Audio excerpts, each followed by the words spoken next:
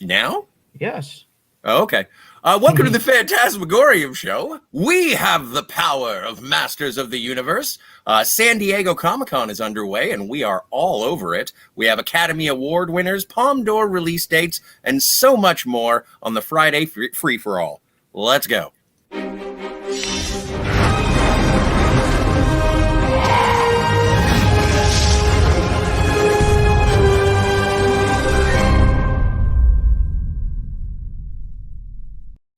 And we are live. Hey, Steve, what's going on, man? Hey, man. Oh, man, this is that opening was funny. I'm just gonna bump into things. We hit the button, and it was like I saw the thing. I didn't know if you saw the thing that said we were live, but whatever. I was double checking. I was proofreading in the middle of a show, and I apologize. It's Friday free for all. Welcome to the Fantasmagorium show. Look, we have a cool show because we were honored and privileged to have Robert Meyer Burnett on the show yesterday. We talked everything Dune and some of the stuff we wanted to talk about just had to naturally get pushed to today. Mm-hmm. So we'll be covering some of that news. We have two special guests, TheRichard and Bunyon Snipe, that will be coming on to talk about Masters of the Universe Revelation. So that's going to be awesome. We'll get to that shortly after the news, and then we'll do Friday free for all. So if you want to hit up the chat, please do so. If you want to come on the show, you already have the link. If you need the link, let us know. We'll get that to you right away and pop you right on there. But first of all, Scott, let's just start with yesterday. Was a 10-year anniversary of Captain America: The First Avenger. Yes. And when I saw that in the morning, I'm like, wait a minute. I had to go do the math because I'm like, wait a minute, there's no way this thing's 10 years old. I'm not that old, am I? Yeah, it turns out that I am. The passage of time will not ignore any of us. And well, did you see it in the theater? Yes, I did. Yeah, and it was my out of the Phase 1 movies that sort of led up to to the Avengers. Obviously, Iron Man was amazing, and it sort of broke my mind in how superhero movies were going to go. Spoilers for Iron Man 1, but at the end there, when he says "I am Iron Man," I was like, "Oh, so we're not doing Secret Identities anymore." And then it was really cemented home with Steve Rogers as Captain America. And I found that just a perfect period adventure movie that was in the spirit of the comic books. There was a lot of trepidation before it opened as to whether or not you could actually hang a movie on Captain America, considering the impression of America at the time that it was released. But I thought that it was a squeaky clean example of goodness that really set the stage for the character and the spirit of the entire MCU moving forward, and having Steve Rogers as the center, the moral center of the Avengers. Yeah, I agree. Great movie. Happy belated birthday.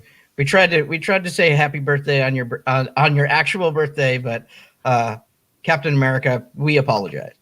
Yeah, I'm sure he'll get over it. One more day in the ice isn't going to bother him. Dune one up you. Sorry. The next item that we wanted to talk about yesterday that we didn't get to is Jordan Peele's next movie. He released he released the title called Nope. And he actually did release a poster with it that we can show you. Yeah. Interesting poster. Some people say they can see a face in the clouds in the lower right quadrant. Okay. But we'll that's kind of what's been going around on the internet. I don't know. People were speculating. Daniel Kaluuya, Keke Palmer, and Stephen Yeun from The Walking Dead. Yes. Famed Glenn from The Walking Dead. So yeah, interested in that. We'll see what happens there. Peele, who is talking on writing and directing duty. I cannot read today, Scotty. Thank you very much. Peele, who is taking on writing and directing duties, revealed the film's title and poster on Thursday morning yesterday in a tweet that was adorned with nothing but an ominous cloud emoji. Is that an emoji? I didn't think it looked like an emoji. Maybe the tweet had it. Maybe the tweet was. Other than the poster's tagline, which describes Nope as a new terror from the mind of Academy Award winner Jordan Peele, little to no information has been made public about the upcoming film. We do know, however, that Daniel Kaluuya, who landed the Oscar nomination for Peele's directorial debut Get Out, is starring in Nope alongside Keke Palmer and Stephen Yeun. Awesome. Yeah, so basically, you know as much as we know, as much as anybody else knows, which is fairly little. We get a poster and a title. And Nope can mean a bunch of stuff, right? So we'll see what comes out there. Thanks for the bailout, Scotty. Hey, man, I'm sorry about messing up the intro. we balance each other out. We work hard. We work hard to cover our tracks. So right before we air today, Star Trek Prodigy teaser trailer dropped. So I figured we'd watch that. I haven't been a big fan of the Star Trek animated stuff. So I figured we'd check this one out. Haven't seen this one yet, so this will be a first watch for me. Have you got a chance to see it this morning? Anything Star Trek shows up and it's new, I put it right into my veins. So yeah, I watched it. But here, you go ahead. Okay. You go ahead, man. Here's Prodigy. Okay. Well, that's obviously not going to be for me. I didn't realize this was a Nickelodeon show, so that should have tempered my expectations right there. Obviously, it's made for kids. It is. I didn't recognize anything besides a starship that actually looked like Star Trek at all. Yes, in there to me, but it was a teaser. It was a teaser, and that has been the two things that have sort of given me pause with Prodigy is that it doesn't have humans at all. Well, so far the main cast of characters that have been revealed, none of them have been human except for Janeway. However, I don't know how Catherine Janeway is going to participate in the show, perhaps by hologram, perhaps by communications. I don't know. But in terms of the core cast, they are not human. And I thought that was sort of strange because it was always boldly go where no man has gone before, meaning human. And then no one. So I suppose it is inclusive of aliens and people of other planets. But that does give me pause. But it is a kids show, and it's going to have the core of friendship and family and learning. Sure. So we'll see how it goes. I don't want to judge it before I see it. But yeah, I look forward to it simply because it has the Star Trek branding on it, and then I can poo-poo all over it later, just like I did with Discovery. Yeah, right. Yeah, that's a shame. But are you a Lower Decks fan? I appreciate Lower Decks for what it is, but that's kind of like I read the Star Trek comics, but I don't consider the Star Trek comics to be canon or truly representative of Star Trek. They're sort of fun pulp adventures. It hit me. So one of my favorite episodes of The Next Generation is an episode called Lower Decks. Yeah. It's a powerful episode. So when I heard that they were doing this Lower Decks, I'm like, okay, this is what we're doing. Awesome.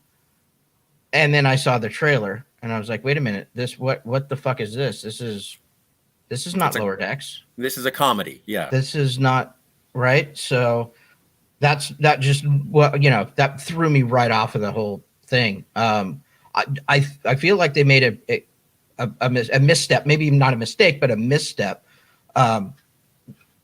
Is there a reason why they chose Lower Decks and not? It seems to me, did they ever watch the episode? The people who made it? Well, weird. I don't think the Lower Decks title is in reference to that specific episode, although it does refer to the sort of enlisted and junior officers of the starship. And I think that they just sort of selected that title or that premise as the title of the show.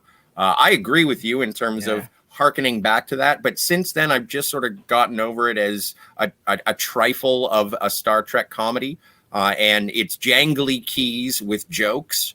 So I'm okay with it. I don't want to plant a flag in Lower Decks and say, no, this is the only good Star Trek now. But sadly, it's really the closest to the older Star Trek that we have on television right now. Everything else is sort of more emotional, more more self-reflective and not necessarily about exploring new ideas, but explaining why the old ones need to be re-examined. Yeah. Okay. Yep.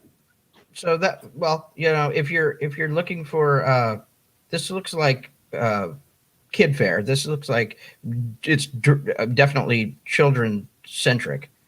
Check out Prodigy. Looks like, I don't know. Does it say when it's going to air? It did say fall 2021. Fall. Okay. Good. Mm-hmm. You want to grab this next one? The Cannes Palme d'Or winner, yes. Titan, gets an October release in the U.S. By the way, if you'd like to see our trailer reaction to Titan, it is in the Fantasmagorium YouTube channel. And getting a lot of attention because of this the win.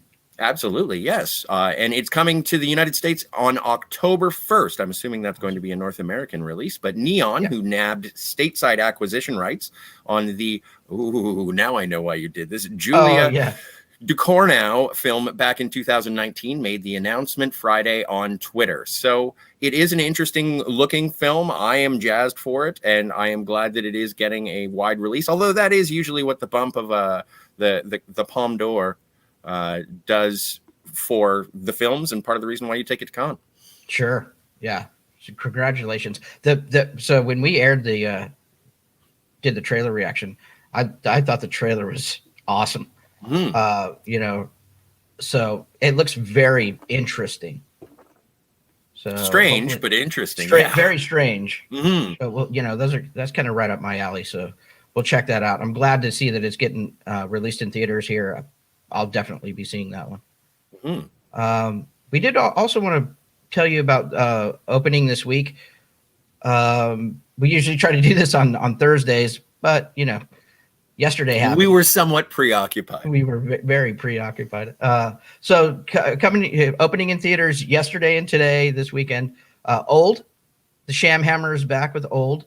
This is Shamhammer. Yeah, this is the movie that I will see this weekend out of all of these. Snake Eyes, Joe Bell, which is like a biography drama. Mm-hmm. How It Ends, a comedy. Mm-hmm. Midnight in the Switchgrass. That's a limited release, so it's probably going to only be in a couple of theaters, along with Val. I wanted to give everybody. Look, if I'm not mistaken, we showed this trailer on the show. Right? Indeed, we did. Yes. This looks really good. Yes. So this is a limited release as well. So if you have it in your theater, go see it because it looks awesome. It's not in my theaters yet. I'm hoping that it will be next weekend. But yeah, see Val. Out of these, Scotty, what are you most excited to see? And I think we're going to be discussing, or at least touching on, how Snake Eyes is not necessarily the G.I. Joe origin that you're looking for. Mm-hmm. In terms of Old, I'll sort of let that one bake for a week, but I hate to be the guy who says I want to see the Bruce Willis movie, but Midnight in the Switchgrass has Bruce Willis, Lucas Haas, Megan Fox, and the thing that makes me want to see this is Emile Hirsch. Yeah. I haven't seen Emile Hirsch in a movie since Once Upon a Time in Hollywood, and he has always been an engaging actor and really, really quite good. I think it was Into the Wild that he sort of first sparked the dramatic notes, but I remember him from The Girl Next Door. So I find him an engaging actor, and also when Bruce Willis is awake, it's usually a good time. Right. So that's an FBI agent and Florida State officer team up to investigate a string of unsolved murder cases. I hate to say it, but this absolutely looks like one of these Bruce Willis, I need a paycheck, phone it in movies. So sorry, that one, that's not. It is that one, but it is the rest of. It is the rest of the roster that does it for me, with Emile Hirsch, Megan Fox, and Lucas Haas. And so I like Lucas Haas for sure. Megan Fox, I can take her league. Emile Hirsch is awesome. So I agree that one looks maybe if it's interesting. Maybe if Bruce Willis actually shows up. Mm-hmm. And that's the biggest thing. Right. Like, you got to wake up Bruce. I'll be watching Old this weekend because that one looks good. Snake Eyes. I like the trailers. In fact, I really like the trailers. I'm like, okay, this is actually freaking looks good. I didn't like any of the other G.I. Joe movies. But then the reviews started coming out. Right now on Rotten Tomatoes, it has a 40% critic score. It does have a 71% audience score. So some people are shoveling popcorn in their face and like it. Campia actually, John Campia watched this last night, came out of the theater and did a short little reaction and basically said the movie was horrible, that every action scene was shaky cam and most of the movie was shaky cam and it was just not a good film. So that really not just, and others, I think Jeremy Johns, you were saying earlier, had the similar reaction to it. I mean, some of the reviews are really bad. So go ahead, Scott. Oh, I was just apparently it lives up to every other movie that has Origins in the title. Again, referring back to X-Men Origins Wolverine. And yeah, I was being turned around by the trailers. It did look like it was going to be something that was interesting. I did watch the Jeremy Johns review and it didn't inspire me with confidence. And apparently there are some things in the trailer that just shouldn't be in the trailer because they are latter half reveals that are like, okay, I don't know. Not only why. latter half reveals, but there's something in the trailer that's not technically in the movie. Yeah, I saw. We'll leave it at that, so we won't spoil your G.I. Joe, Snake Eyes Origins movie if indeed you're excited to see it. Well, and similarly to you, how you were talking about how you like the first three, it was the first one of the Transformers movies, and then Bumblebee, and I only sort of stick to the animated from the 80s. That's my Transformers movie. When it comes to the G.I. Joe movies, if it doesn't live up to the animated movie from the 80s, then I don't really want to see it. And the last two have not done that. And so I was kind of hoping that maybe we would get a compartmentalized Snake Eyes movie that would live up to that excitement. And apparently I will have to keep waiting for a live action G.I. Joe movie that satisfies. Yeah, that's unfortunate. I was kind of looking, I was kind of hoping that this would be the one that did it, It doesn't look that way. So this is another piece of news that we wanted to talk about yesterday because it actually starts today, and that's the Buzziest panels for Comic-Con at Home. Obviously, we've missed several panels today. We missed the Heels panel with Stephen Amell, the Prodigy panel, which we got that pretty much. Yeah, teaser, we got what we needed. Yeah, right.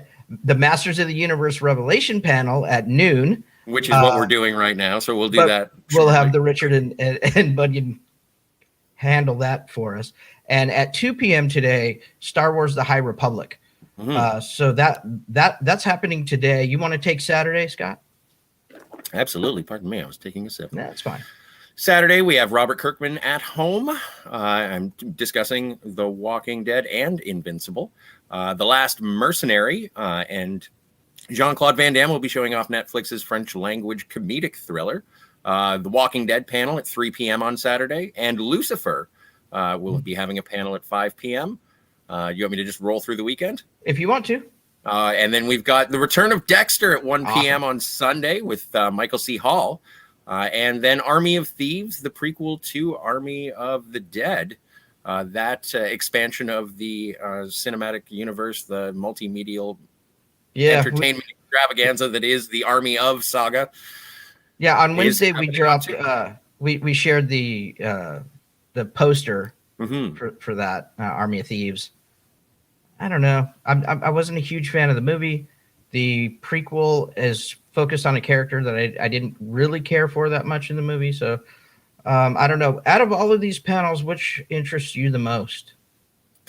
I don't know. I would, I have two. I would say I would like to know what's going on with Star Wars: The High Republic, and I will find out shortly after that. And it sounded like you squealed when I said Dexter. Yeah. And so you're a big Dexter fan from the original series? I'm a huge Dexter fan. It's one of my favorite TV shows of all time. It's right up there. For me, it's right up there with Sons of Anarchy and Battlestar Galactica, and shows of that caliber. And with the Prodigy panel that happened this morning, I was kind of hoping that it would be it would cast a wider net on the fuller Star Trek, not Brian Fuller, but the wider Star Trek franchise, just to see what was going forward. I thought that we would be getting something from Strange New Worlds. I know that the trailer for Lower Decks did drop. I did see that. That was today.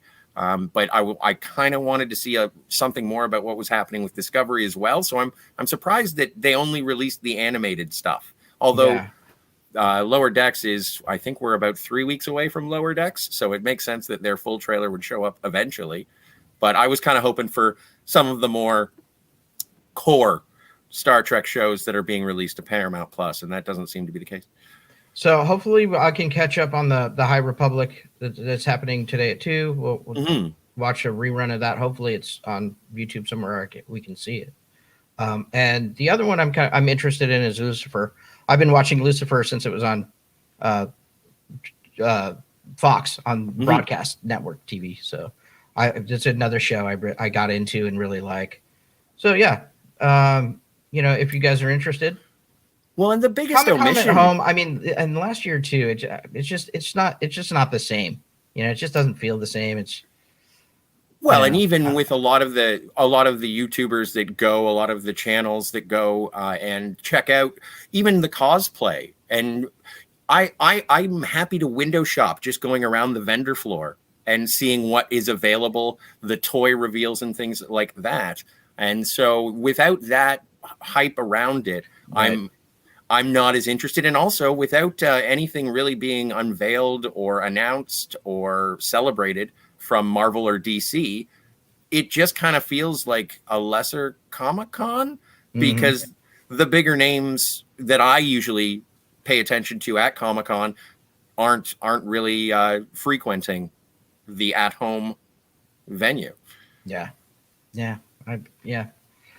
So I want to be excited. I know, but I can't. It's cool that there's some panels that you can check out, but it's just, and I guess it'll keep rolling on. I think it did. I think it goes next weekend too, but I don't know. It's just not the same. It's not the same feeling, not the same hype. We are getting some news out of that, which is cool. So we'll keep bringing you the news that spills out of Comic-Con, but let's hope for some surprises. I'm ready for everything to go back to normal, and it seems to be going back the other way. So that's just the way it is. See. Yeah. So that brings us, basically to our main topic for today. We'll bring on our guests here in a minute. It looks like Kevin Smith does have a hit on his hands with Masters of the Universe, Revelation. In fact, let me pop this on the screen. Masters of the Universe, Revelation, 97%. On Rotten Tomatoes, but the audience score, this is interesting, is 39%. Yes. I would say that withhold judgment on that because I don't know how Rotten Tomatoes verifies the audience when they don't sell the tickets and it's a Netflix show. So I would say that number is irrelevant for right now. The critic score 97% looks great for this. But also could be largely irrelevant as well. It could be, but it's a critics. If you use the amalgamation of critic scores from Rotten Tomatoes as any kind of barometer, then there you go. Well, and at which point you just have to assess the critics, but right. So with that, let's bring in the Richard and Tony J, Bunyon Snipe. Hey guys. Hello, and ahoy. Hello.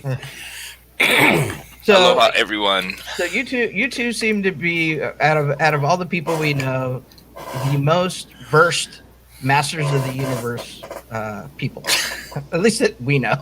So we wanted to have you on to get your take on the show, get your kind of poke around in your knowledge base about where this property comes from, who the key players are, and all of that. I'm going to pretty much step back and let you guys go.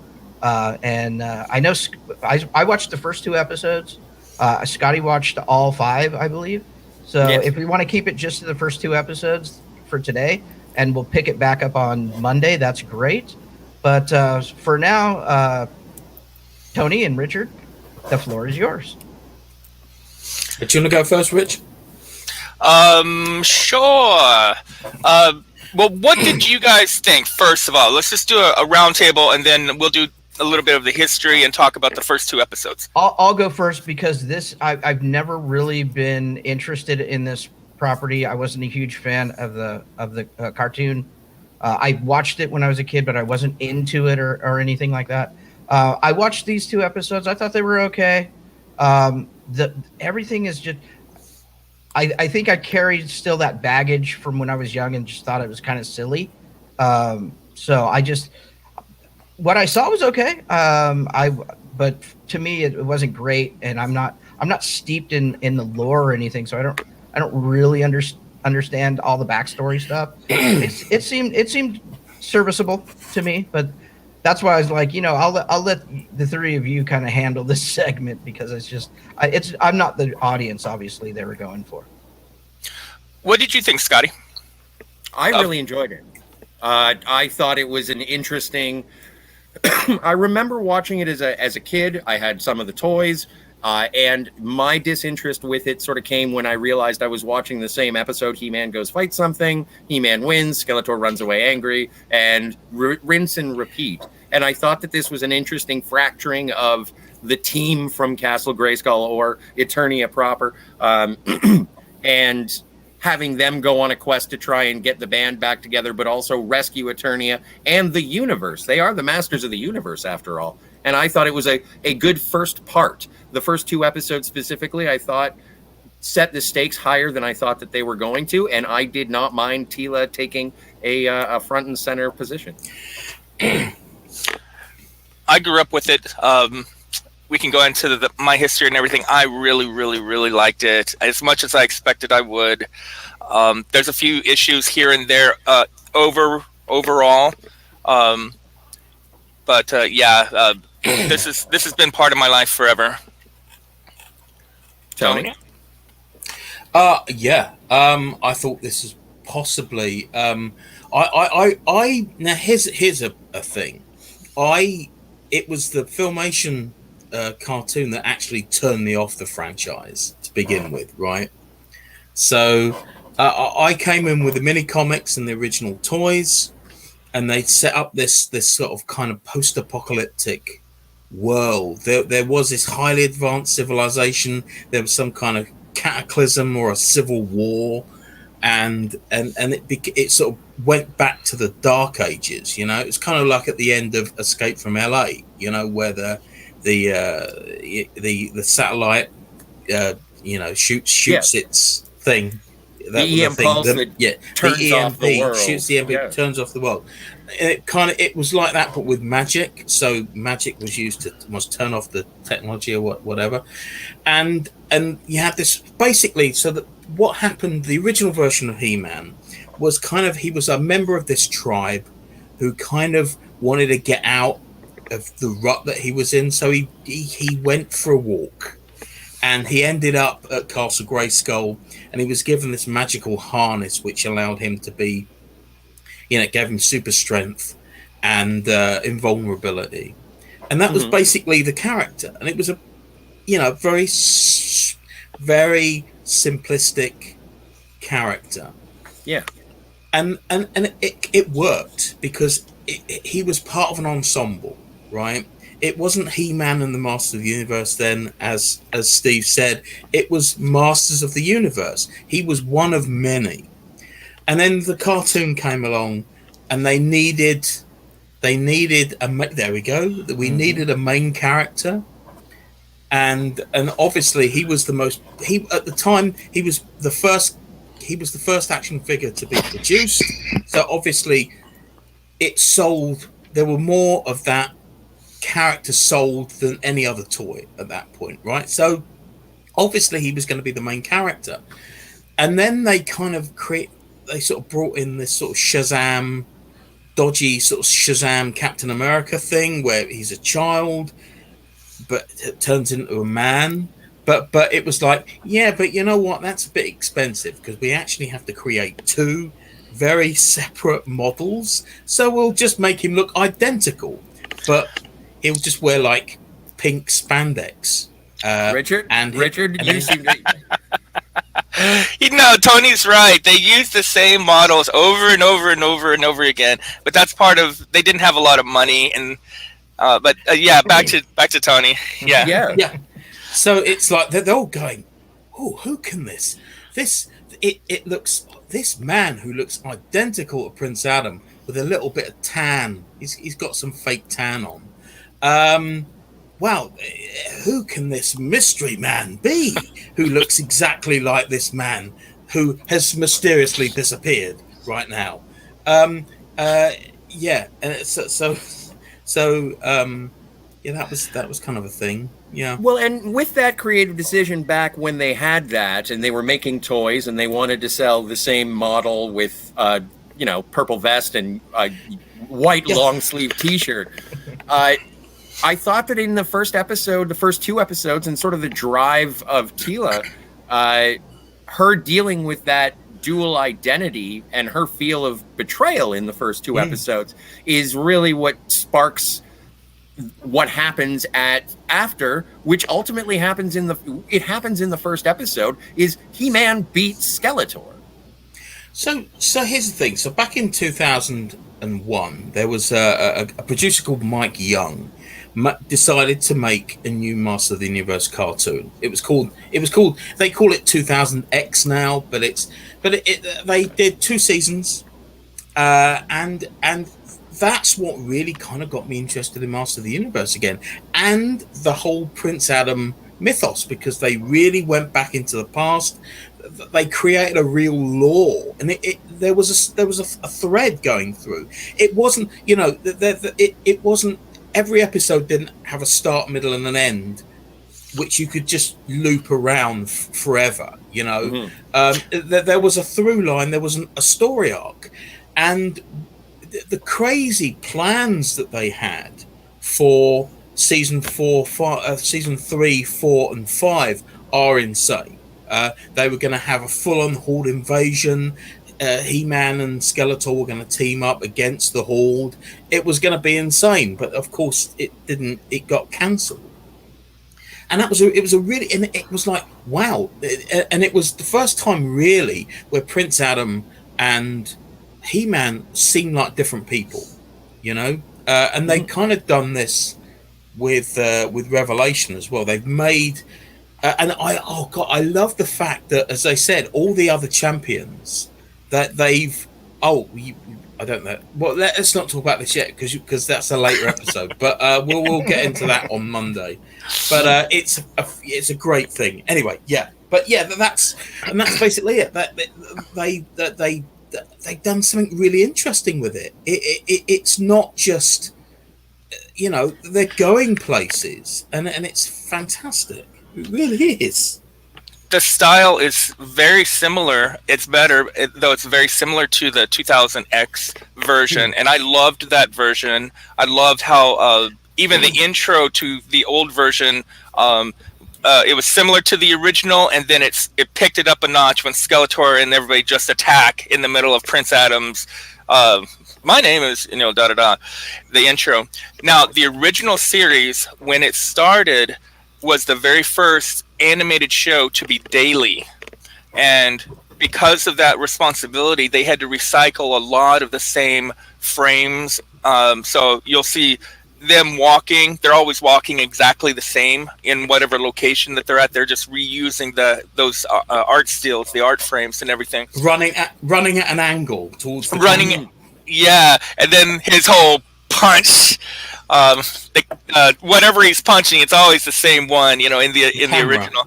Yeah, punching the camera. This Revelations right here, you find out later on why it is called Revelations. I mean, you could figure it out with the first 2 episodes. They change up things in a way that doesn't feel like it's being changed up. There doesn't seem like, to me, it didn't come off as they had an agenda. This is how a situation happened, and this was the results of what happened. This is what they did afterwards, and it makes sense, and it's really badass at certain times. Oh yeah, like the fights and the combats are dynamic, and the subsequent villains in episode 2, when they move on to the motherboard, and it's not just Skeletor and his minions, it is Triclops. Yeah. Oh, by the way, Henry Rollins as Triclops. Yeah. That was the coolest part. Well, and also just to go through, not to derail, but you're looking at the cast, because that was something that I hadn't looked at yet. We've got Dennis Haysbert, Diedrich Bader, Stephen Root, Liam Cunningham, Sarah Michelle Gellar as Teela, Mark Hamill as Skeletor, Lena Headey as Evil Lynn. It goes, and Alicia Silverstone, Kevin Conroy, Phil Lamar. They're not without an all-star cast of voice, and none of them were overpowering in their performances. I do have thoughts on this, though. I think that they didn't do all the characters justice. Say, Merman, he lives in the water. He shouldn't speak like Batman. I do have kind of a complaint about that. Yeah, he needed to... but he also shouldn't speak like either. That was always terrible in the original. It was just too, it's too clean. That's what I'm saying. I mean, have a twang in his voice. Has something other than it sounds like Batman to me. Mm-hmm. Now, Mossman was actually voiced by Alan Oppenheimer, who was the original Skeletor and a few different characters. Yeah. And Man-at-Arms as well. Tony does a pretty mean Skeletor. Yes, he does. But it's weird though. Alan Oppenheimer was constantly ripping himself off because he originally he had done that a few times. That same voice. He did it for Ming the Merciless in Flash Gordon. He did it for a lot of Filmation stuff. So yeah, it's interesting that they picked him as Mothman, especially when you watch the first 2 episodes. The story does continue. You do get to hear his voice later on. I wish he kind of would have had a bigger role. I mean, Jason Mewes didn't. He's later on. No, he's in the first episode. Second episode. He's Stinkor. Yeah. He's Stinkor. So yeah, Jason Mewes. He was all right. I don't know what I would have imagined him to smell like. So I think he was actually kind of maybe spot on. Henry Rollins though was badass. The room. He was great. Rollins was awesome. Wow. And I love the fact that they kind of just, it was like him and Trapjaw and Whiplash as well. It's like and I love that, and they've messed those characters up. Yes. Merman's lost an eye now. Trapjaw's lost an eye as well. That thing, I thought he was dead. I really thought I did too. That thing where you think, oh my god, that was great. The motherboard. The bit where Skeletor says, you actually used the sword for what it was designed for. Oh yeah, there's a lot of humor in here. Yes. Oh, and even when Teela and Andra take care of Stinkor, I don't know if the first episode was written by Kevin Smith. I think the first episode was written by Kevin Smith. The second episode wasn't. But after they defeat Stinkor and Teela throws the bag of money at the shopkeepers. Sorry about the mess. It was a nice little Star Wars reference that I picked up on. That might be the Mark Bernardin episode, I think. Perhaps. I thought the Mark Bernardin one was episode 3. That's the one that starts with Merman. Yeah, you're right. Yeah, you're right. Yeah. But I was paying attention to who was writing it because I was interested. Did you feel like, were there any characters that you think that they just got wrong? Oh, what 100%? Like No. Well, the thing about Merman, and I think I like the fact that he seems to have some power, and he has underlings, and I like the fact that there was some scope to it. That was another problem with the Filmation show, is that there were maybe every episode maybe had a dozen characters max, whereas this was like, Skeletor had an army. And Man at Arms had an army, and it just felt huge. I loved Man at Arms guards, his troops. That, I don't know, that got me so giddy to see all of them orange and green going out, because you didn't really see that many. They weren't royal guards. I guess that was more of the army, the actual army. I don't think they're considered royal guards. Because they're the foot soldiers. Yeah. Yeah, exactly. It's going to be interesting to see where this goes, because obviously, obviously there's so much stuff going on, and they're taking it and they're ripping it apart. In a good way. No, exactly, and they're going to try and stitch it back together the best that they can, and it's coming. Yeah, it's really great. I'm really enjoying it so far. Episode 2 with the motherboard and having these poor people drink that those nanobites or whatever that transforms them. The guy's eyeball comes out to use as a weapon. The daughter transforms into this robotic thing. That is some of the most amazing art. I mean, it's very, very, very Japanese. Very, very anime. Very anime. Very anime. And I was so impressed with that. Because as you can see, these are my paintings behind me, but they're the old school paintings. I am so freaking excited to paint some new stuff from this show. I'm so excited. I get to do my horror and He-Man at the same time.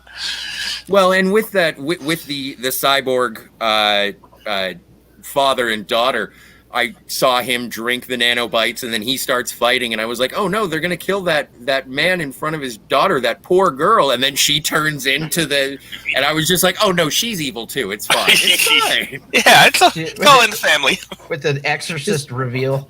Yes. Yeah. But Great. There is one underlying problem. And that's that. It's not about Revelation. It's about the Master of the Universe franchise as a whole. And what it is that about 15 years ago, Mattel made a deal with Universal, and it all reverts to Universal in 2023. So what Mattel is doing is, and this is clearly my speculation, is that they're in the last 2 years that they own it, they're basically throwing everything at the screen. This is not the only show that's happening on Netflix. There's a CGI He-Man and the Master of the Universe coming out later in the year. There are already 2 toy lines out. Master of the Universe Origins, and the Masterverse, which is for Revelation. There's also another one coming out for the CGI show. There's also the Mega Blocks they've got going. They did a one-off Skeletor Shogun Master based on the Shogun Warriors, which went incredibly well, and I think they're making smaller versions of those. Maybe they're doing die-cast, but basically that they are churning out as much stuff as humanly possible over the next 2 years, and it feels like almost like they're doing it just to undervalue the franchise, so that when Universal gets it, they're not going to be able to do anything with it, because there's going to be so much Master of the Universe in the next 2 years that by the time Universal get hold of the franchise, people are going to go, yeah, but we don't want to see another reboot of Master of the Universe.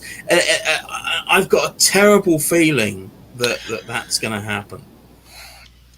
It is. It's unsteady waters, and it is frustrating that it's taken this long. We only it seems like we've only had one thing, and that's the 2000X since the original. That's not That's not true, because we did have the New Adventures of He-Man, which it only lasted one season, and it featured the son of He-Man. Most people didn't realize it was Masters of the Universe related. No, New Adventures of He-Man was the same He-Man. It was just in another timeline. It was that was still He-Man. Am I getting him confused, because there's also Dare? Is that okay? So there's another one with the kid.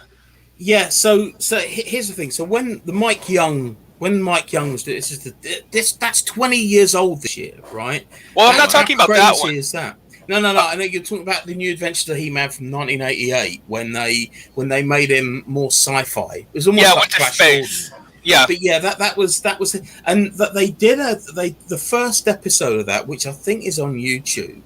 The designs are completely different. The Skeletor and they're all very different. So it's clearly almost like a completely different universe. And in fact, they did a comic run called Masters of the Multiverse, which brought every different version. It brought the Dolph Lundgren version together with every other version, and it was kind of amazing. And that was like a 6-issue comic about 3-4 years ago. Well, that's an interesting question. Now, what did you guys think of the Masters of the Universe movie with Dolph Lundgren and Frank Langella? Well, under budgeted. They didn't have the resources. They didn't have the special effects for Orko and Cringer Battle Cat. Well, that's they why did the best they could. Yeah. They had a great nod to that, actually. They had a great nod to that. Mark Hamill said, "This will be our final battle." Oh, really? Nice. Yeah. Nice. Yeah. So that was a nice nod to the film there. I've got a lot of the loose comics. Which one were you talking about? The 2013? It was Masters of the Multiverse. It came out, I think, 2017, and it was basically that they took every iteration, so basically there was what they call the negative He-Man, and it was a He-Man that had destroyed Skeletor quite early in his career, and had been infused with all of the evil of Snake Mountain, and was basically going from reality to reality, killing off the other He-Mans. Oh, the multiverse, Jet Li's the one. He-Man. That's what I was thinking. That's basically what it is. And so you get the Dolph Lundgren He-Man with the Filmation He-Man with the original mini comics He-Man, every different version, even the kind of cartoony He-Man from the mobile game. Oh wow! Okay. It's very bizarre. And there's also a heroic version of Skeletor as well. Oh, no, that's right. Yeah, it's a heroic. It's just Prince Keldor. This is going to be interesting. I'm hoping the second part of this goes into Skeletor's backstory. Okay. Well, hoping so. Yes. We are going to see a lot more Skeletor. No, not go watch it, but Skeletor. Oh yeah, literally. A lot more. I mean, physically, he's like huge, big. Yeah, and I think that in terms of the separation of part 1 and part 2, having the 2-5 episodes, it is a story. It's a quest that is happening, and I feel more invested. And I think I'm with Tony in terms of why I sort of got put off, not by the art style or filmation or anything like that, just sort of the rinse and repeat and which action figure are you going to get your parents to buy for you this week. Nature of each episode, and I do like the campaign aspect of this. One thing I wanted to ask you guys about was the opening, and I don't want to get the name wrong, but the opening art for the introduction. What is it? Frazzetti, who is the fantasy? No, it's Al. Oh God, it's Alfonso Alacada. Okay. Alfonso Alacada. He drew a lot of the original mini comics. It was really sort of. I mean, it's very. He's the one that did Skeletor with these red eyes, and I mean Richard's bound to have some stuff of his, but that's the original mini comic stuff. Okay, or a lot of it, but it's also it's the mini comic stuff plus it's the paintings that we use for the boxes as well, which it was in the Frazetta style. Yeah, in the Frazetta style, but it was by Richard's showing it now. Yeah, that looks beautiful, dude.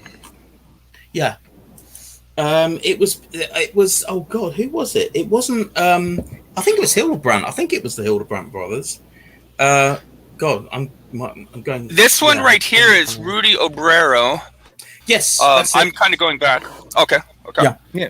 And so I thought that was really interesting to have that style as opposed to the animated style of the rest of the show proper, that they did sort of set the tone, and it was reverent to a certain extent to the history of Masters of the Universe. And that's when I was like, okay, this seems good. And also something else that really took me was the orchestral score mixed with heavy metal.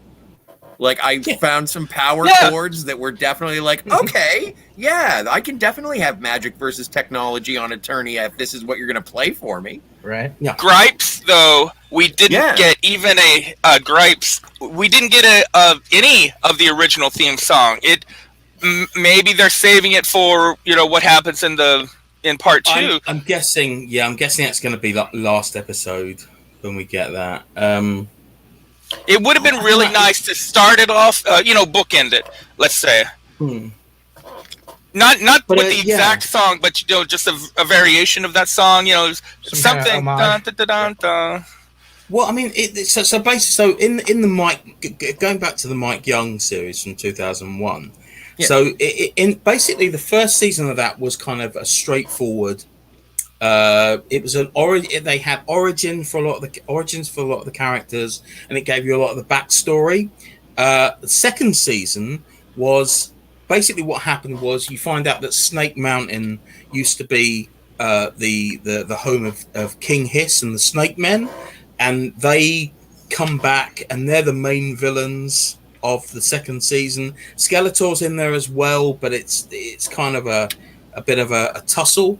Season 3 would have been Hordak coming on board fully, coming back to claim Skeletor, because obviously it was like he made a pact with the devil to save his life, who end up being Hordak, and he was going to come back, and it was going to be a big, and I think it was going to be like it was going to be a whole season. Season 4. The big thing about season 4 is it would have completely shaken everything up.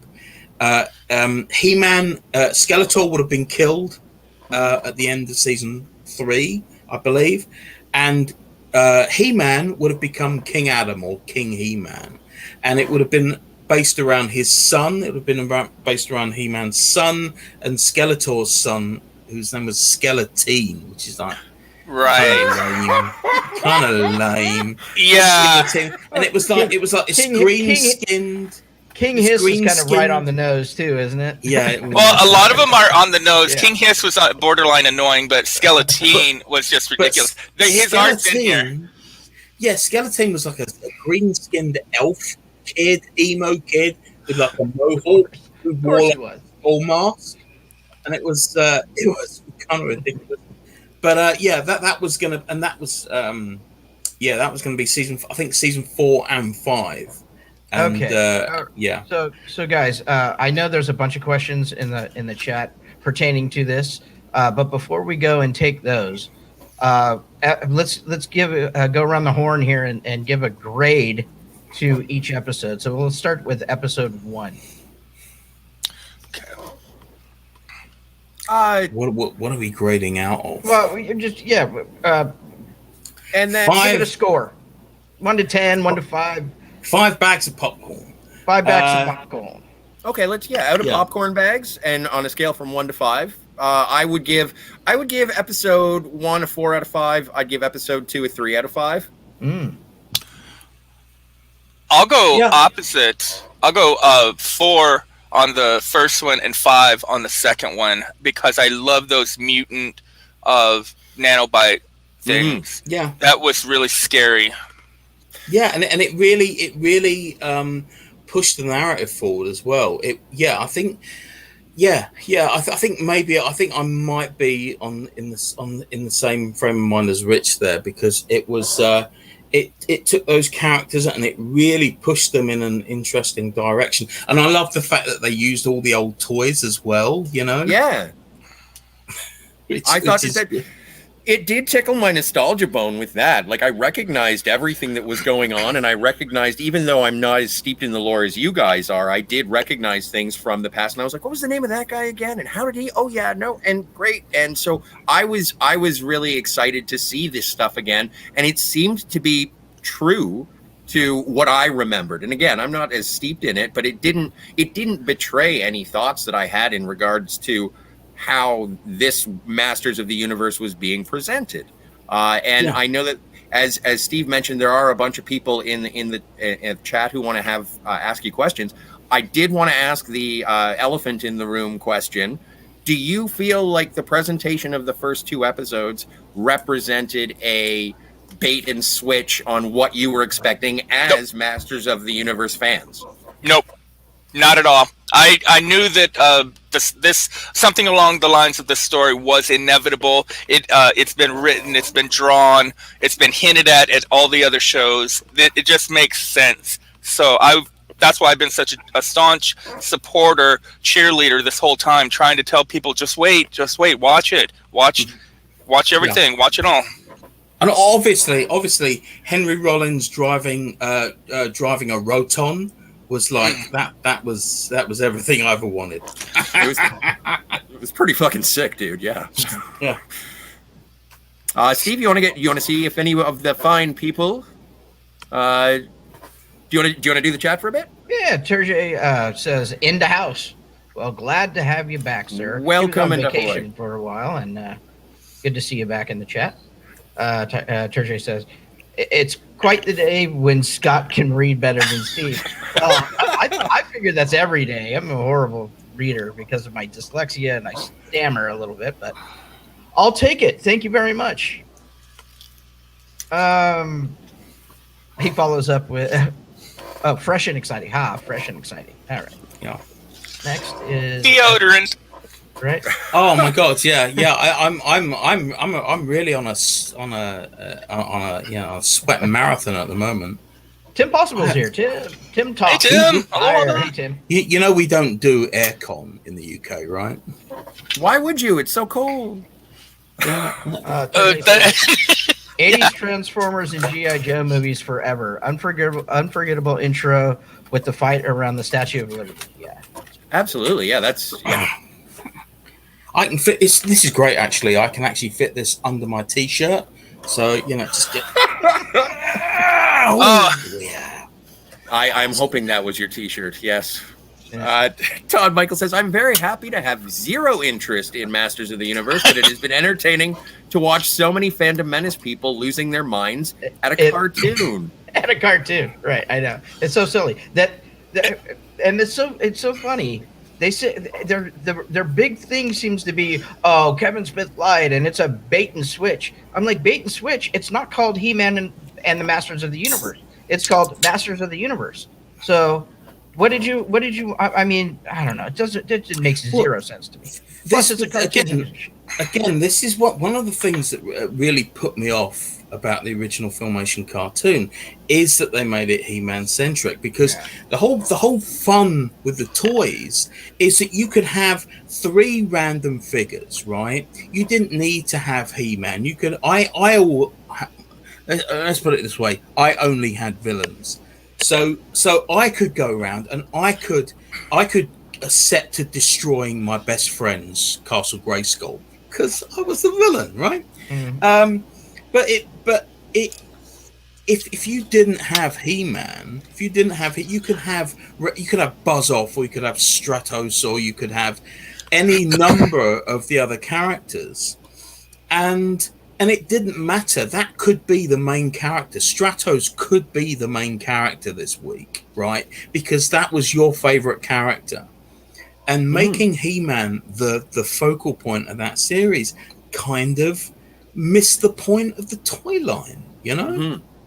What was your first character at your figure? And as you're answering, I'm going to show you. This is from 1991. I was 15 years old, and I drew my own He-Man comic.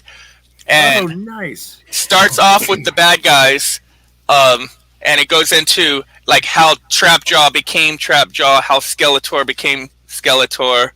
I'll share this later. I just wanted to get us going on what Tony's talking about. We had random characters, and see, this is all random or semi-random characters that I liked, not the most popular ones.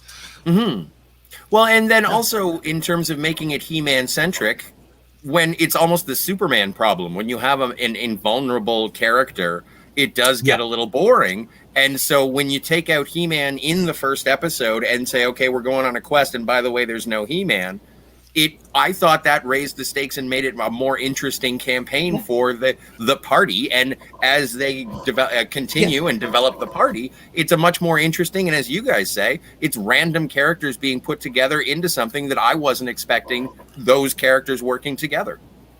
Yeah, again, it's another thing that made the mini comic version of He-Man interesting, because he was just a normal human being. Okay, he was like a hugely jacked normal human being, but without the harness, he could be killed pretty easily, because all these mutants and things, they all had superpowers that he didn't. So there were more stakes in the little comics sold with toys than in the TV series, which is hugely frustrating. There's so many more characters in the mini comics and the comics. I remember there was a genie in one, and okay, my first figure was Manny Faces, and at first I hated it. I'm thinking, man, I wanted He-Man, I wanted Skeletor, and then I realized, wow, Manny Faces is me. That's the character I would have chosen as an adult. So what's your guys' first action figure, MoTU? I think mine was Man at Arms. Mine was Skeletor, without a doubt. Yeah. And Steve had the whole set. Yeah, I got He-Man. I had Skeletor. Have every single one. No. I did have He-Man. I think I had a He-Man, or my brother had a He-Man. I think my brother had a He-Man. He's 3 years younger than me. So he had He-Man, and I think he had a couple of them, but I can't remember exactly. I remember having the battle damage He-Man when you could hit it and it would roll. It was great. Which is based on Hot Wheels technology, the Smash 'em Ups. Oh, right. Yeah. Right. Same company. Yeah. You know, the great thing about these toys, everybody's got some. Like, all of your friends had some. Not necessarily. I mean, I did have this friend Clark who had well-to-do parents, and he had a larger collection. But you could always go over to other people's houses, bring your toys, and then boom, somebody'd have the castles, or somebody would have a vehicle, or whatever. It was a communal thing that we could do. We could hang out as kids, get dirty, play in the mud with our He-Mans or something. It was great. So much imagination. Here's the thing. So they've replaced the Templar cross that was on He-Man's harness with the H that was from the power armor suit, the power armor He-Man from later in the line. And I think it's a good call. It looks good it looks good on that costume. I'm just waiting to see how many people complain about that. So they're taking crosses out now. And it's ruined my childhood. It's happening. It's not the biggest complaint, but yeah, people are out there complaining. It is an iron cross. You do understand that, right? That is true. Well, and it's really good to talk to you guys with the passion that you have for it, and be able to talk about it with that sort of joie de vivre, and say, no, it's not destroying the history of it. It's a new, interesting take. There have been other new and interesting takes throughout the history of Masters of the Universe. And so I can't believe we're grown men talking about Masters of the Universe right now and our toys and the stuff that we like. But that's part of the reason why you guys are here and why we're here. Like, this is, I'd much rather talk about the stuff we love than shit on the things that we used to love, because it's not the same anymore. So, Yeah. Anyway, Todd Michael says, just wait till Dune comes. You'll either be salivating or pulling your hair. Oh. Yeah, it looks good. Todd Michael, we'll always have the books. We'll always have the books. You can recreate all that in your mind. Yeah. It's a beautiful thing. Is Todd Michael saying that he hasn't committed to seeing Dune yet? Yes, he said that on our show yesterday too. Oh, heavens! He, because of the books, he's so and I get it, man. If you're, I thought 24 hours would have changed his mind. And a couple more rewatches of that awesome trailer. Of the trailer, yeah. Todd Michael goes, I have enjoyed the released footage, though. I think it is being updated with love and respect. I think so, too. I think you're correct. I think it's in good hands, and hopefully you'll go out and see it. Turge says, Tony has so much headspace, he looks like someone waiting behind a bush, waiting to pounce on you. He has the power. Todd Michael says, Tony appears to be doing jazz hands at the moment. Yeah. Turge says, at Todd Michael, only seen the first 2 episodes, but they really make me but they really to make love to the original designs and characters, nostalgia trip, but very modern. Because this is a more anime style, right, than we've ever gotten before, at least that I've seen. Well, and the only in terms of the character design, the only thing that I was a little disappointed by was the stereotypical side of head shave that every powerful female warrior must possess. Oh God, yeah. That was the only thing. Well, the only logic I could think of is because of wearing a helmet, though she's not wearing a helmet if she's doing bounty hunting. Right. So if she was in the military, that would make sense. When she finally took the tiara off and at the end of the first episode, spoilers, everybody go watch the... she removed a tiara. Her hair was gorgeous. Gorgeous. And then the next episode, it's cropped a little bit and shaved on the side. I'm like, oh man, I wanted her to do better than that, can't we? I wanted her to do what Sam Jackson did in Shaft with his police badge and just and shuriken it into the wall. You know, with the tiara. And, that would have been wicked. Yeah. Todd Michael says, reuse the same models? Hell, they reuse the same footage and sequences over and over again. Original Filmation, Mm-hmm. Yeah, they had that. It was basically just a template. So they'd have a template. They would literally just trace and trace and trace and trace and trace. Mm-hmm. Yeah, it was. I'm not sure what Turge is saying here. He says identical ? I agree, but come on, Superman. Glasses versus Jerry curl. Yeah. Oh, identical Adam versus He-Man. Gotcha. Yeah. And but again, Filmation have been doing that ever since they started. I mean, you look at their Tarzan, and they have the same footage of him swinging in every episode. The Space Sentinels, they did the same thing. Flash Gordon, it was a thing, but it was because they got it right for the most part. Their Flash Gordon, I would still contend that their Flash Gordon is still the best version of. I love the 1980 film. I love the Buster Crabbe serials, but that Filmation series from 1978, and that they had a movie. So they started. This is a crazy thing. They started off with a 90-minute TV movie that was kind of quite violent, and they had a slightly different intro, and it's like Flash Gordon was wearing a different costume for most of it. There was the character designs were all identical between the TV series and the TV film, but the voices were all different. Alan Oppenheimer wasn't playing Ming in the TV movie, and it's really interesting. But and it's all on YouTube. Was that animated or live action? Animated, yeah. Filmation. I vaguely remember those, and until you said it today, I'd forgotten about it. I'm gonna go find those again and yeah, it's all on both the movie, the TV movie, and the I think every episode is on. I on love YouTube. Flash Gordon. So Yeah, it's really great. It's got great music because Filmation always did great music. They always had this amazing orchestral stuff, and it was crazy. Well, remember how kind of silly Flash Gordon was? I mean, He-Man, it never came off as silly to me because I don't know, it fit the right profile for it. That the Filmation version of He-Man. But whenever I redid my designs, then back in the 80s, I gave him parachute pants. Of course you did. My God. Yeah. I gave him parachute pants. Yeah. But the other guys are the same, Please, but I don't know. Please, He-Man, don't hurt him. That's funny.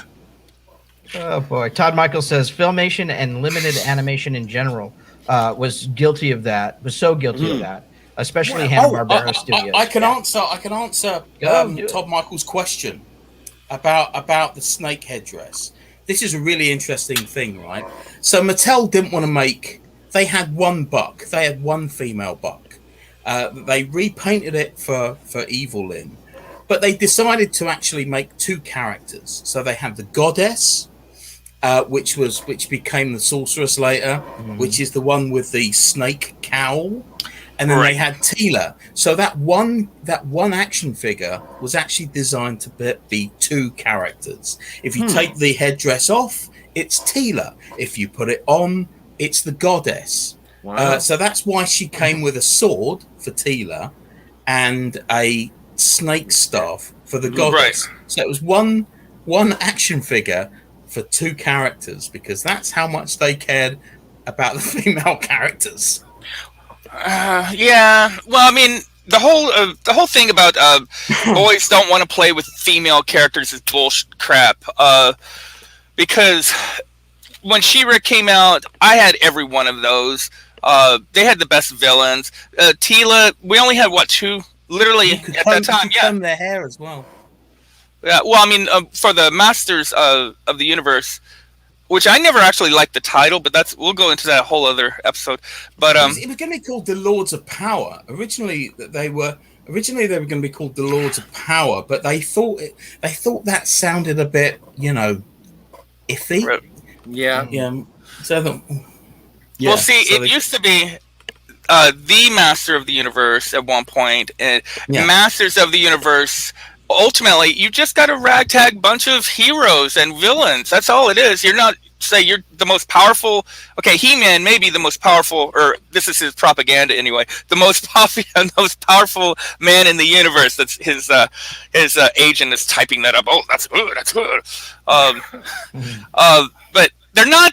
I mean, Fisto. What's he best at fisting? I mean. Masters of the Universe. What are we? I'll tell you, with that huge hand, it's, to be honest, afterwards it's not going to be pleasant, is it? No. It's just sort of one of those things. He showed up to the audition. What do you do? Oh, I'm Fisto. And will I fist? Not with that. Everyone's like, "Yep, you're hired. We don't want to ask any more questions." Right. Keep it away from me. Yeah. Todd Michael says at us. At the show. I try my best to support you all. I hope you support Turjay and my two large guys who like to eat special streaming miniseries. Yeah, as long as there are recipes, I'm in. So I said, yeah. You're gonna make smash burgers. We need you to make smash burgers. Coming Smash to burgers. a screen and microwave near you soon. Every YouTube channel has to do smash burgers. That's the thing now. Yeah, smash burgers. Yeah, smash burgers. The Turjay and Todd Michael mukbang hour. Yeah, totally. Oh, God, yeah. Yes. We're there for it. Turjay, I like hanging out with the Fantasmagorium show. I'm like the creepy uncle who never leaves the barbecue. I resemble that remark. Thank you very much. Todd Michael says, at Turjay, Matt and I have been planning out what to send you for your mystery box. Oh, Nice. do tell. I guess it wouldn't be a mystery if you did. Yeah, we did.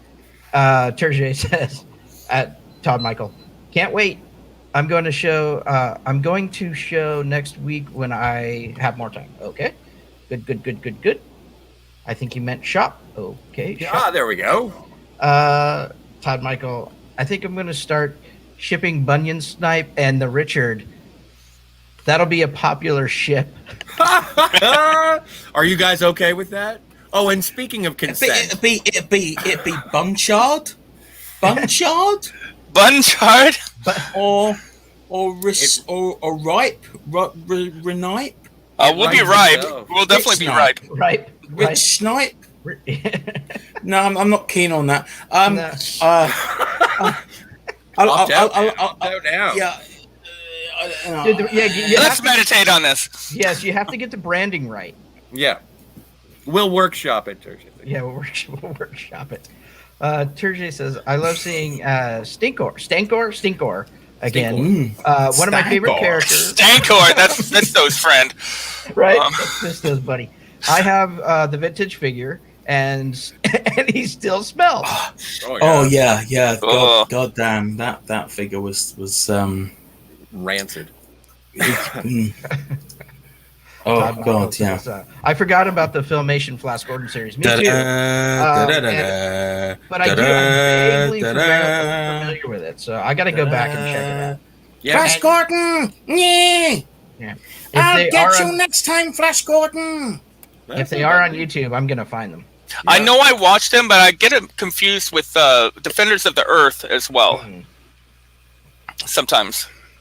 Terje responding to Todd Michael says, never seen that.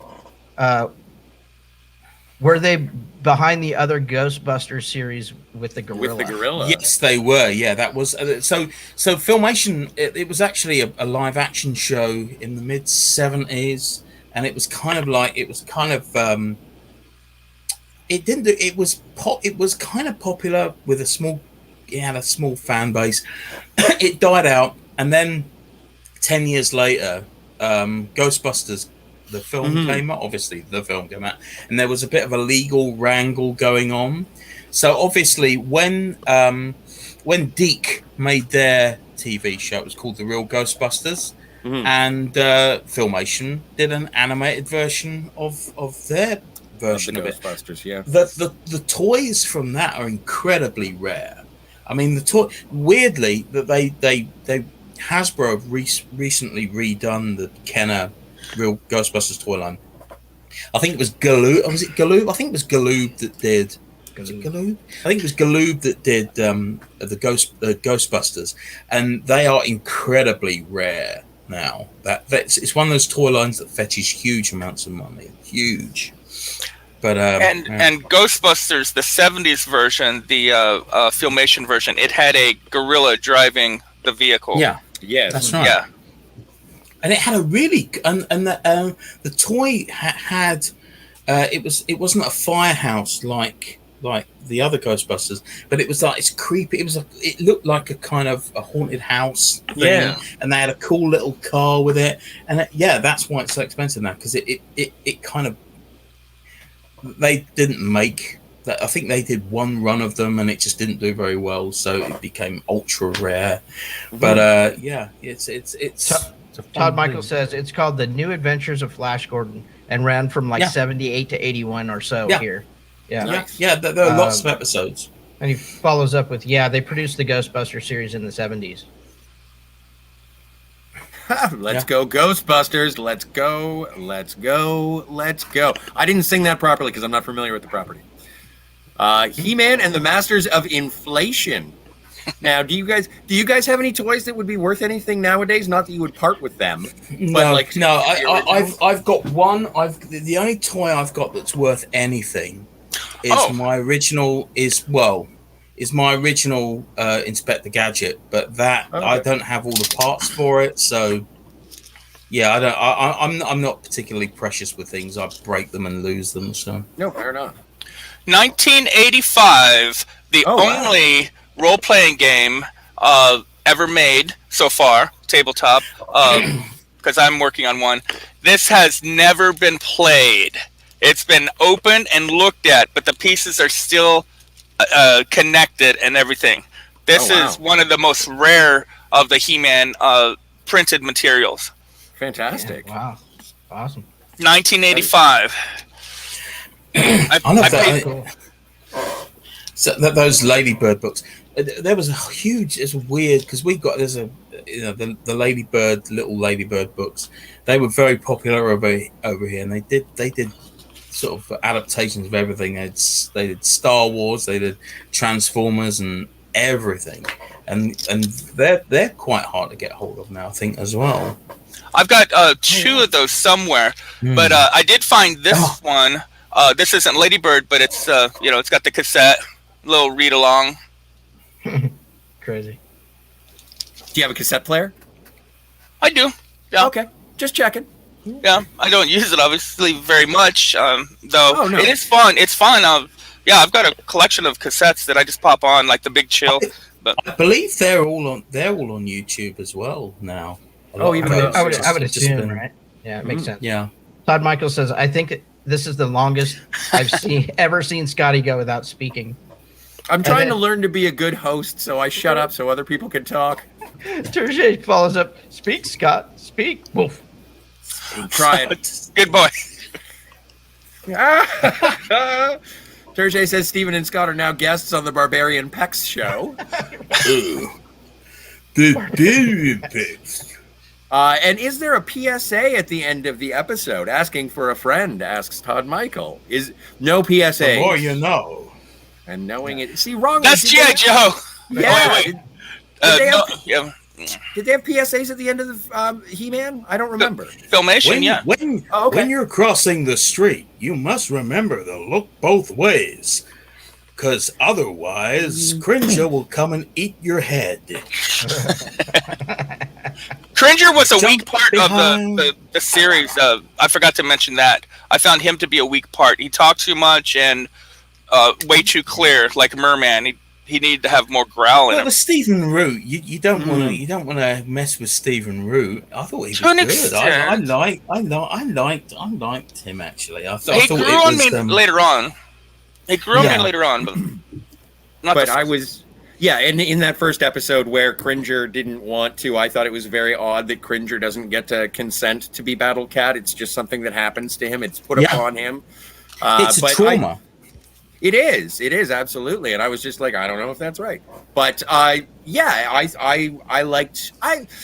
had forgotten completely about Cringer and Battle Cat, and so when Cringer showed up, I was like, oh yeah, and then finding out it was Stephen Root was also a pleasure. Yeah, again, that's kind of another slightly iffy thing about the Filmation show is that Cringer is basically is a maltreated animal, right? It's like he's really mistreated. An intelligent creature, indeed. Yeah. So it's that's a whole thing. That's a whole thing. Whereas you do get this idea that the creature, as originally designed, was merely just a mount. Yeah. And he was a pet more than a sidekick. Yeah.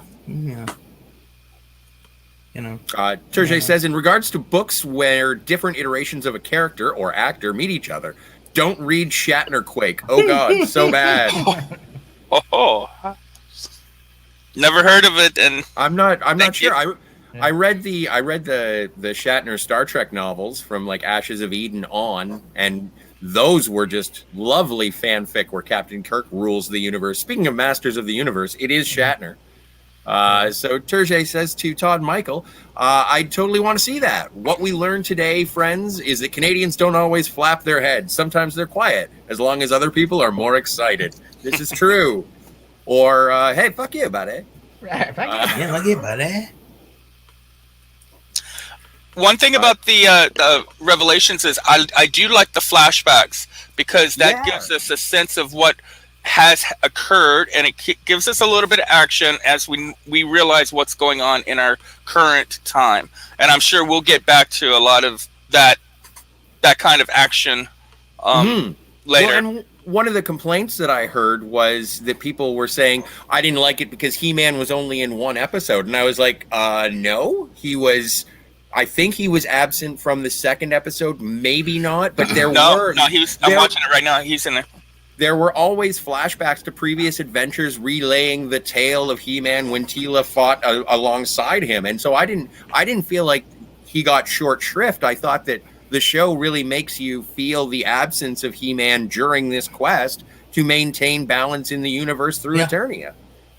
And I know we shouldn't be talking about this because it's from a future episode, but there's a great scene when they talk about all the past champions of Eternia, and he's the only one that chooses his actual form. All the others choose their fake form, which is really interesting. And we will discuss it in more detail later, but that's part of the reconciliation between two characters that I thought was a good characterization. It made me think of the Hulk and Banner. Slightly, yeah. Okay. Yeah. Terje says, Scotty, before we move on, I just want to recognize some of our subscribers. Yes. Darius, Slide Snide, which is a good friend of ours, Jedi Bill, and Captain Beanzino. Thanks for subscribing to the channel. We really appreciate it. Yes, thank you very much. Jedi Bill was on the on Tim's talk last night, and he was. It was great to meet him it's the first time we've been on a stream together. It was good. It was a really good time. Yeah. And congratulations again to Tim on his 200 subscribers. Awesome. Mm-hmm. Us too, by the way. Yay. We ddid cross the 200 mark, and thank you very much for subscribing. Thank you for listening to our Little Monkey Show. Yes. Terje says, how does Skeletor get a son? Does he ejaculate bone marrow? Well, it's only his head he's I don't know if you notice, he has an actual blue. He's got blue skin, but he still has a human below the neck. He's still basically a human being. He's from his race is the Gar. That's what their race are. The blue people. Yeah, the mutants. Yeah, and he was an adopted son, right? Well, no, he was because. Well, this is a thing. So Rand, he's the elder son. He's the elder son, so he should be king because he's the bastard son. Because he's the bastard son that Randor had. He had a fling with this, mutant, and so he was shunted off to the side. He became a prince, and that's why he's so upset all the time. Which makes sense. Todd Michael says, hurry up, Terje. We need to come up with questions now instead of pointless banter. Oh no. Terje, I always feel dirty when Skeletor tickles my nostalgia bone. I don't. He's a gentle lover. Todd Michael says, how does Skeletor speak with no vocal cords since his head is only a skull? Well, also he has this in the original Filmation series. He has this nasal voice, but he's also got no nose. Really? So how does that work? Or no nasal cavities. Nope. Yeah. Well, maybe that explains it though. I don't think of it as a full-on skeleton. I mean, I'm imagining it being a little bit more like in the Masters of the Universe movie, where it looks like a skeleton, almost like Jack Napier in Batman '89. It's something similar to that. Like, it's not really a bone head. I don't think. Yeah. It's kind of like Red Skull. Well, it depends. It depends which version. I mean, because the Mike Young version, it was just a hovering skull inside the hood. But I think Rich is right. I like the idea of basically it just being a construct, some sort of mask to cover something. But but then again, in the original toy line, they were just skull-faced demons. Yeah, and it was a whole race of them. Right. So and the anatomy of Skeletor doesn't really get to me now that I'm dealing with magic and swords and cats that can transform and they talk and all of this. Triclops. I don't understand how he can see either. How does he zoom? Does he look out all eyes at the same time? He's a cyborg. He's a cyborg like Trapjaw, and he's up there right now on the scene. I'm playing it on loop. I wanted to say I love his look, and I really, really, really love Trapjaw, his new look. They're able to take like the nanotech technology that we didn't know about back then, so they're adding in new technology, which kind of makes it a little bit more realistic, I guess. Yeah.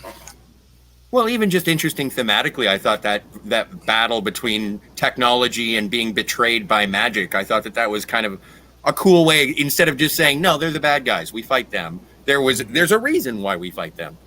So I thought that was cool. Todd Michael asks, is Orko like totally gay, a little gay, or just barely gay? It's not gay. He's there's one thing for certain. He's not a bear, right? I mean, No. so But I he's just totally not that. I would say that 60-40. okay. Go there. 60-40. I respect his privacy. Didn't he have a wife though at some point? Orko did? Well, Drael was his girlfriend. Well, Drael. Orko could be bi-curious. We don't know. Turjay says, Todd Michael, there is a ventriloquist in his stomach. Alrighty, Roo. Yep. Turjay to Todd Michael says, his gayness is floating. Well, maybe that's just a pout. Never mind. Todd Michael says, is Fisto in this? Does he fist anyone? Asking for a friend. I haven't seen Fisto. Was Fisto here? Not yet. No. He'll have to be in the second one. He is in the trailer though. Oh, is he? Okay. Yeah. I don't know how much we should consider spoilers. He's not in this part yet. No, he was in part 1. He fought in the big battle in the first episode. Oh, right. Oh, okay. Yeah. I'm gonna watch that in slow motion, by the way, after we get done here. Oh God, slow motion Fisto in slow motion. Not him in particular, dingbat. Steve, you want to take this one? Yeah, Turjay says, R.E. Fisto, why do you think Orko never sits down? Todd Michael says, is Man-at-Arms fully mustachioed a la Film Nation or clean-shaven a la Toy? Got a mustache on the toy, I think, didn't he? I thought so, but maybe not. I'm trying to remember. Well, I I think ours did. Don't forget we had Fisto and we had Clamp Champ. So yeah. Clamp. Yeah, and Mechaneck. Turjay Oh, Mechaneck! I forgot about Mechaneck. Anyway, Turjay says full-time selling. I don't remember seeing Mechaneck. No. I'm not saying in the cartoon. I'm just thinking of the orgy. Yeah, we're just looking in the toy box and thinking of all the names of things that we can remember. Todd Michael says, did Man-at-Arms bed the Scorsese to have Tila? Or the Scorsese. The sorceress. Oh, good God, man. Well, I don't know where that came from, guys, but officially, Scorsese. no, there was God who. I watched this channel called Spectre Collective, and he did say that they had an official. They did say that that the father was someone else. I think it might have been.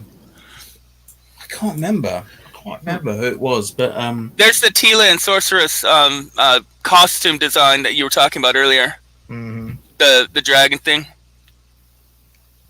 Excellent. I've always assumed she was Tila's mother. She is Tila's mother. It seemed like it to me. Yeah. Yeah, she is, because there's a whole episode on it. Her memory was wiped at the end, and that's why in episode 1, she says, "I wanted to see you one last time, Tila," or something like that. And I was wondering about that. So that actually, these deep dives actually clear up some questions that I had. So thank you. Todd Michael asks, and this is for you guys, why did Tila's toy have a snake head cowl and a snake staff? What's up with that? Well, Tony already answered that, but and that's why I was showing the picture. I knew that was coming up. Okay. Though they did eventually do a sorceress figure. That's not a good that picture. was much later. I think that was like the 3rd or 4th wave. So Yeah. but they did a wave a year. They did the first one was 82, and they did 8 figures in the first wave. And then it was 83 was the second one, and that's when they really expanded it, and they brought in a lot more characters. Ram, that's when they brought in characters like Evil Lyn and Ram Man and Stratos. Stratos was first. Stratos was first. Yeah, stuff like Buzz Off and Manny Faces and stuff like that. But the first there was just 8 figures originally. Yeah. I think the original 8 figures were He-Man, Skeletor, Man at Arms, Teela, Zodak, Beastman, Merman, and Trapjaw. That's the original 8. Oh, okay. Wow. Does Cringer talk as Cringer? I don't know. I don't know, He-Man. Yeah, he does a little bit. Yeah. It was originally it's called Lords of Power. And Mattel did a special edition of the new Master of the Universe Origins with the original Lords of Power designs from what the original figures were going to be, and it's got Lords of Power in the box, and that was a Comic-Con exclusive. No, it wasn't Comic-Con; it was a PowerCon exclusive. I think last year. And that is already like quadrupled in price. So Todd Michael says the Lords of Power sounds like a late 80s, early 90s Brit techno group. Absolutely does. Yeah. Probably was. Cam. Hey, Cam. Hey, Cam. Hey, Cam. Aloha, pal. Cam, hello, everyone. Hey, Scotty, Steve, and guests. Driving and listening. Thank you. Cool. I think they were worried that it sounded like some sort of weird fascist group. They changed it to Master of the Universe, but it's so much better. Well, Lords in general, I mean, I know that it does deal with the supernatural and everything. Maybe they were concerned about talking about spirituality or religion or something. You're right. No, it was. You're right. It was religion. It was a religious thing because obviously, religion in America is kind of in America exclusively. Oh, specifically, yes. I think it was they were worried that the religious right were going to cause problems. Well, it was around that time that Dee Snider was in court defending music against Barbara or Bush or Tipper Gore. Yeah. And it was the Satanic Panic. Yeah. Fuck that bitch, by the way. She's the reason we have that parental guidance bullshit on our music. DMC says the Scorsese mix-up was a Freudian slip, right? I don't even know how it's Freudian because it's not like I find Martin Scorsese attractive. Like, I don't know where it came from. Let's call it dyslexia and move on. I don't know. This one I'll let Scotty read. This is from our buddy Salacious Rum we met last night for the first time. We streamed with him too. It was great. And he said, our favorite lizard monkey man, said, "Oh no, did Mr. Scotty get sacked from Target? Salacious still doesn't have his coupons." I did not. I resigned because people kept hassling me for coupons. Yeah. Salacious. Was it? Did you get? Were they asking if they had Nirvana t-shirts in their size? Because what? Is that the only thing you can buy from Target now? Nirvana t-shirts? Oh yeah, probably. More than likely. And then Dempsey says, Scotty already knows I'm not a big superhero guy, but I just started watching The Boys on Prime TV last night, one episode, and I'm liking it. What do you guys think of it?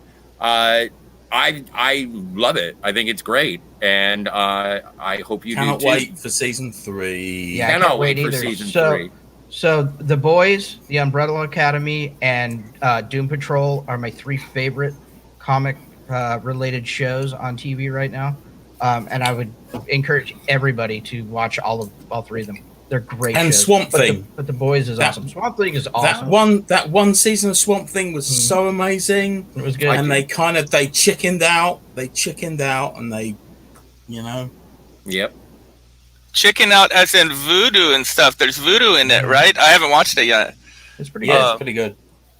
DMC is flattering me, and it'll work as always. I feel so blessed to know Scotty in real life. His life is a running television show. Sometimes it makes the perfect partner for these fun little shows that we do. Ooh, qu'est-ce que c'est? What was that? I've taken my Windows key off of my computer because it was just annoying me. Fair enough. That's meta. That's you what opened happens up the when windows. You can't go home again. Yeah. Yeah, it's yeah. Yeah, so overall, it looks like the feeling is pretty positive, for at least from this group on what we've seen so far. I mean, you guys have seen all 5 episodes. Do we know when the second part should drop on Netflix? No, I called Netflix yesterday. They don't have a set date yet. Oh wow! I thought it was September, but I think you're right. They got nothing yet. At least the person who, the very, very, very friendly fellow who's helped me out, because I needed to know. I was chatting on another channel, and it came up like, what time does it air? Like, does it come on? Because some things, remember, not everything was at midnight and 3 a.m. So wasn't sure, but that's the way that it is. Just don't know when the next section is. Now, you remember the last Netflix show that I got into was Disenchantment. Yeah, Disenchantment, and they didn't announce the release date for a couple months after the first one. I've got a feeling that they're really amping up the second half of this, and I know that they've already filmed 2 episodes, 3 episodes of it, because it's listed on IMDb. That's all we know at the moment. I think it's going to be fantastic. I think they're halfway. I think it's the scoring that needs to be done. I think they're scoring it at the moment. I think that's what it is. I think we're in for a real treat, So and the haters. Are we pretty confident we're going to get that before the end of the year, or is this going to be a 2022 release?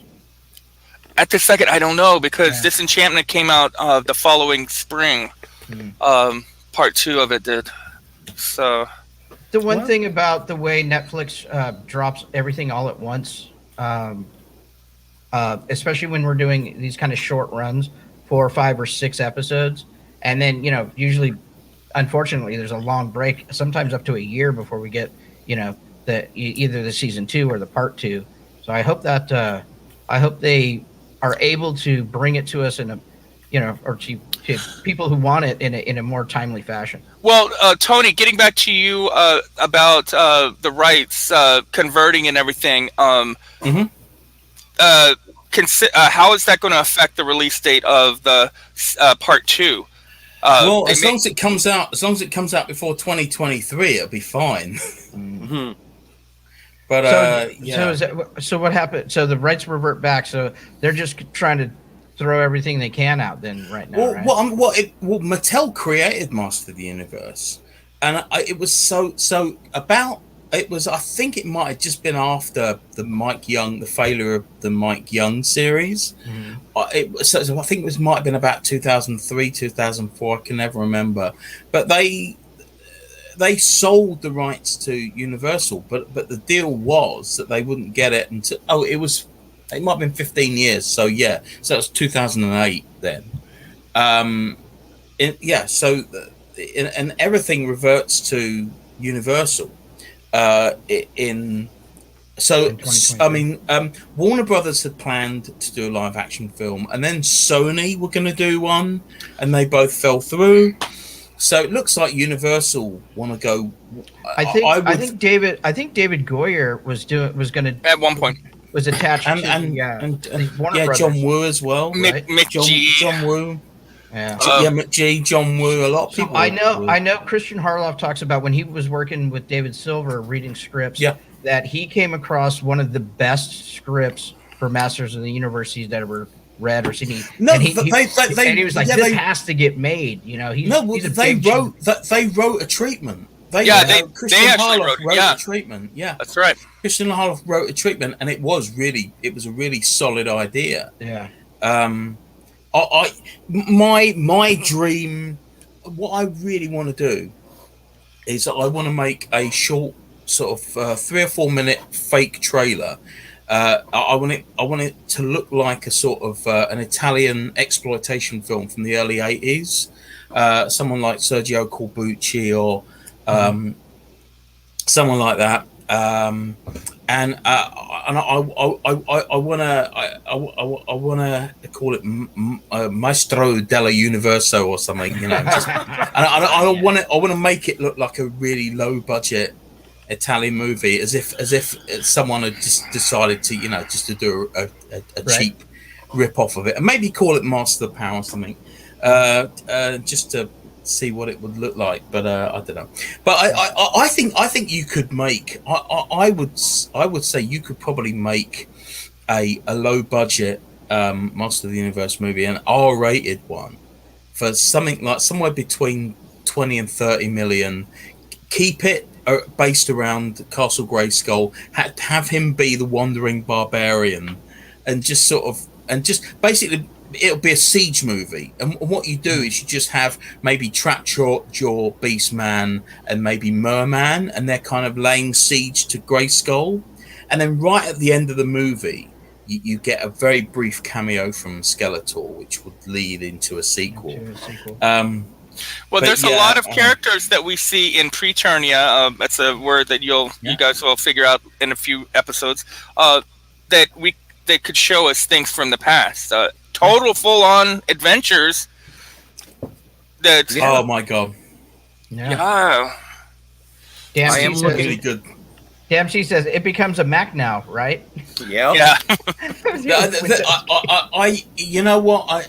I'm one of the, because obviously, you know, there are a lot of issues that people have with this, but I think in general it was really well done.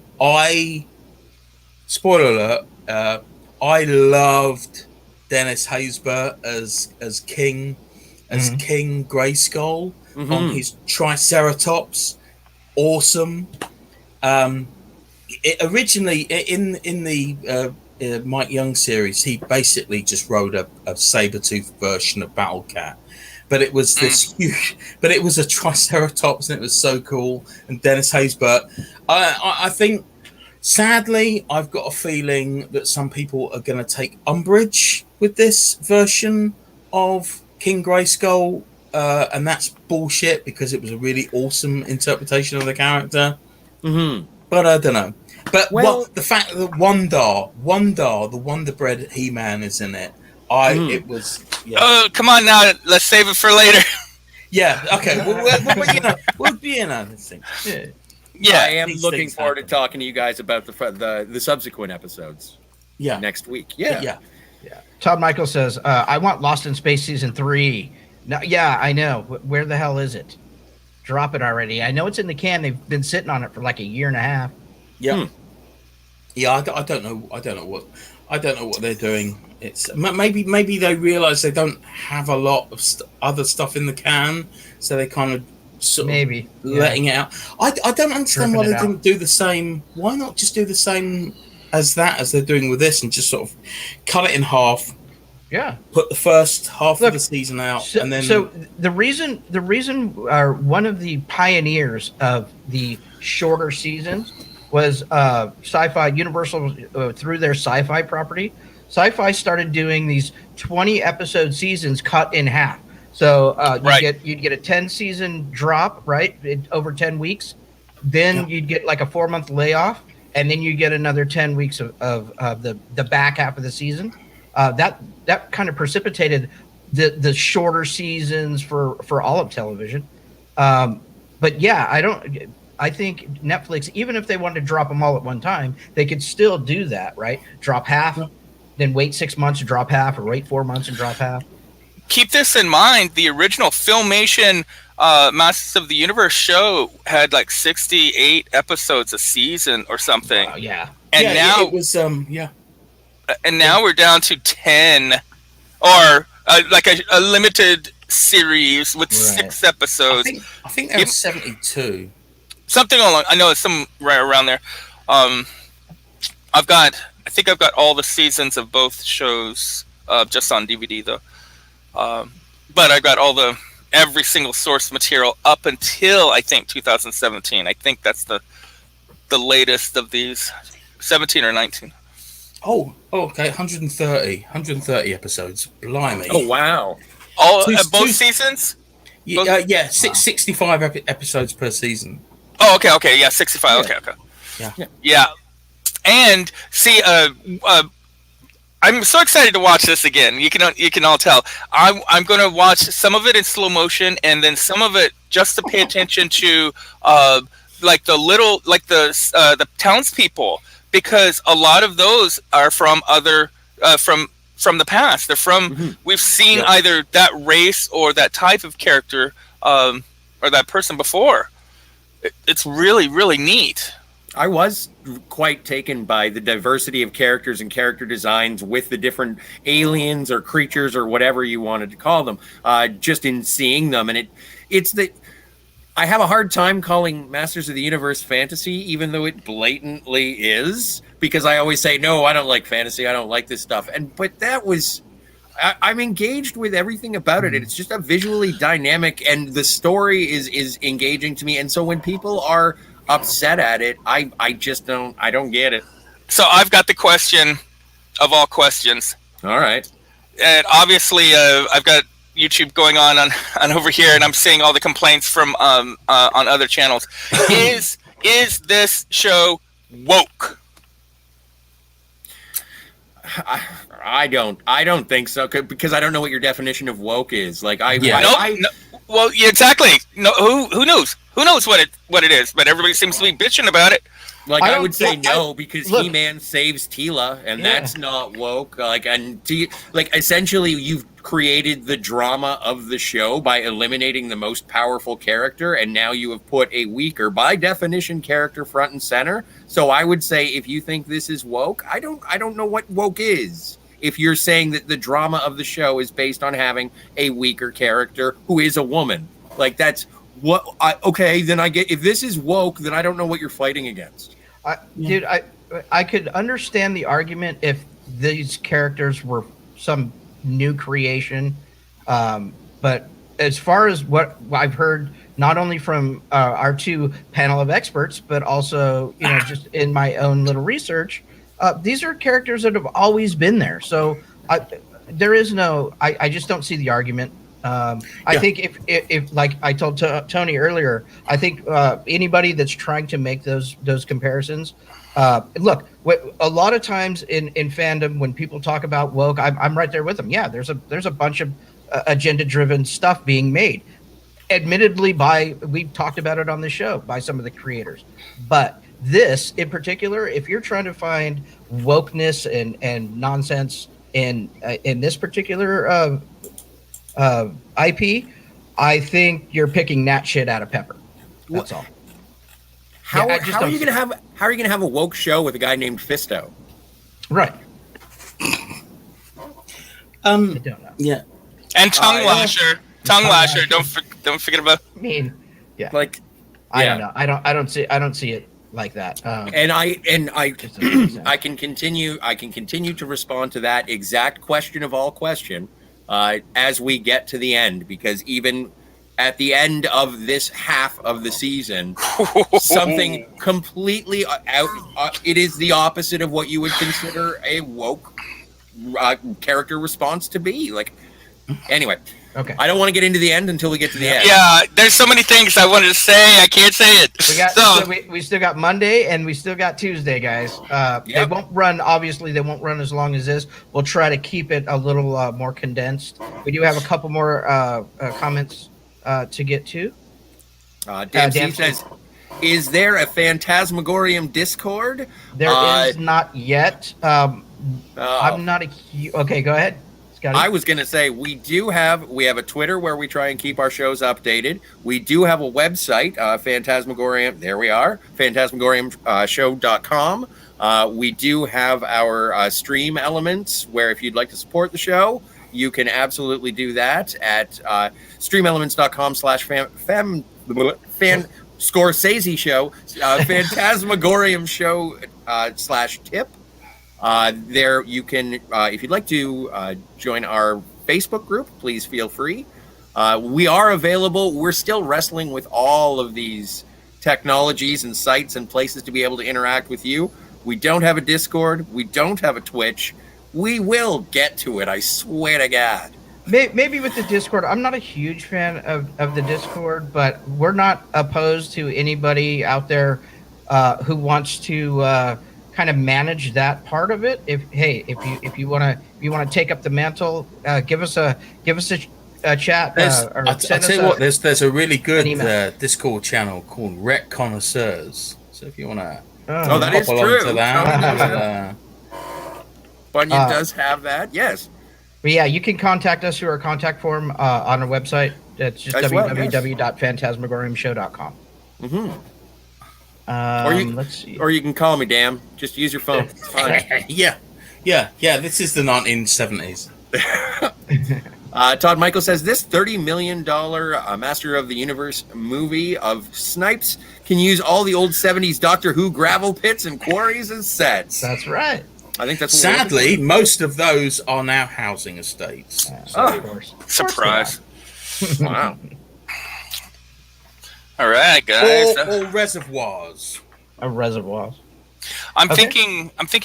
Monday, we do the next 2 episodes, and then on Tuesday, will be the last episode, and then our overall thoughts, and maybe we could.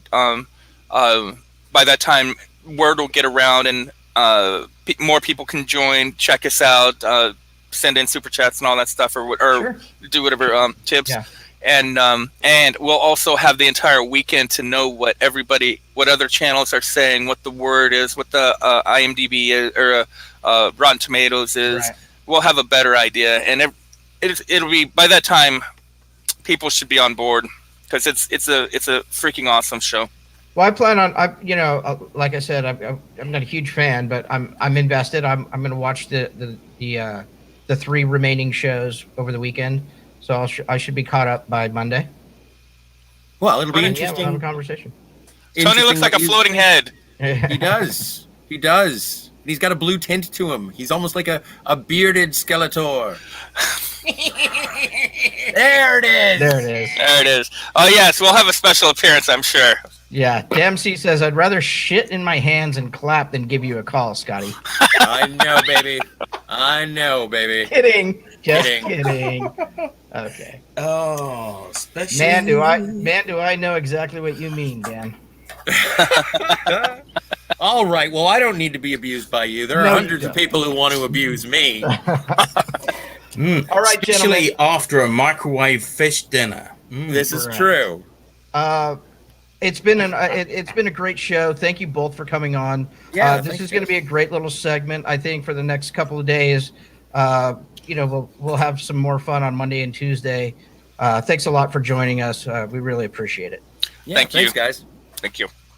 And for everybody else, I think that's gonna be it. Yeah, I'm laughing too. Yeah. Good Let's show. call it for the weekend, man. Are you good? We're going to call it for the weekend for Tony, the Richard, Scotty R37. I am Steve Foley. Have a great day, everybody. See you guys. Be seeing you.